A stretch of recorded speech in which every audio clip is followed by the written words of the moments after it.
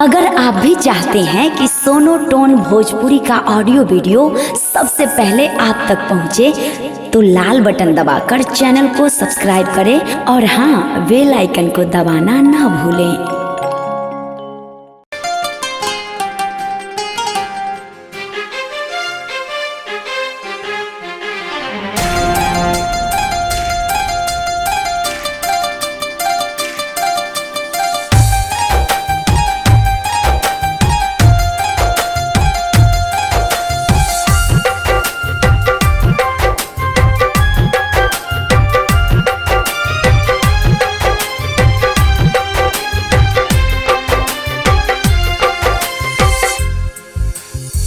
छोड़ी के तोहके कैसे पिया घर जाई, छोड़ी के तोहके कैसे पिया घर जाई।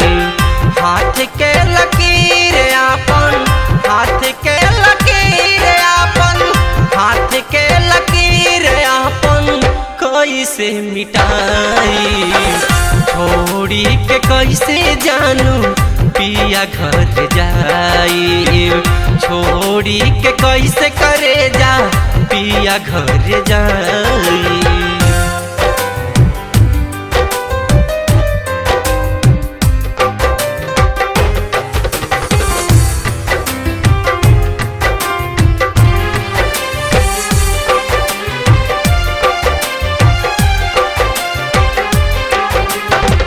चूड़ी बिंदिया बाली रोजे आंसू ढारकावे, धक धक कर करे जा याद सतावे।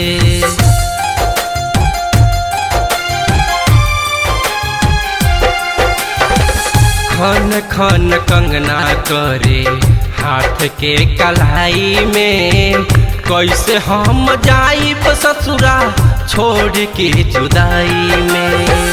दिलवा से हम हुजे, दिलवा से हम हुजे, दिलवा से हम हुजे नहीं भुलाई।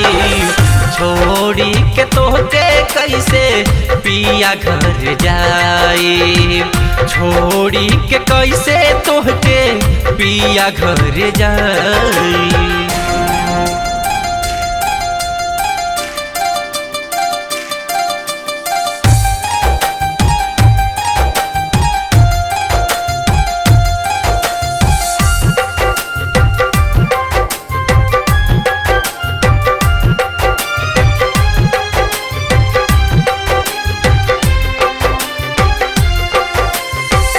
एक साथ पढ़त रहनी हम त कॉलेज में, प्यार तोहत कैले रहनी कॉमनवेल्थ में।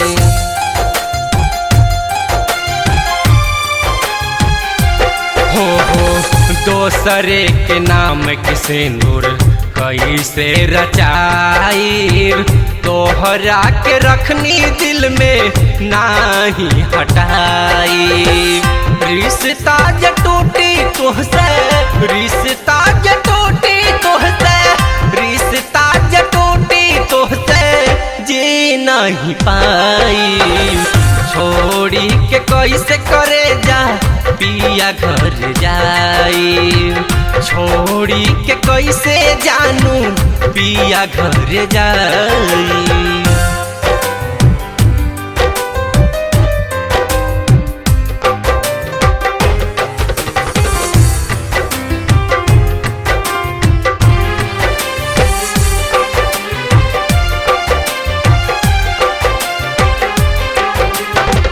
पंकज दुबे हमर तू ही हवा जान हो, लागता कि तोहर अब होई अपमान हो।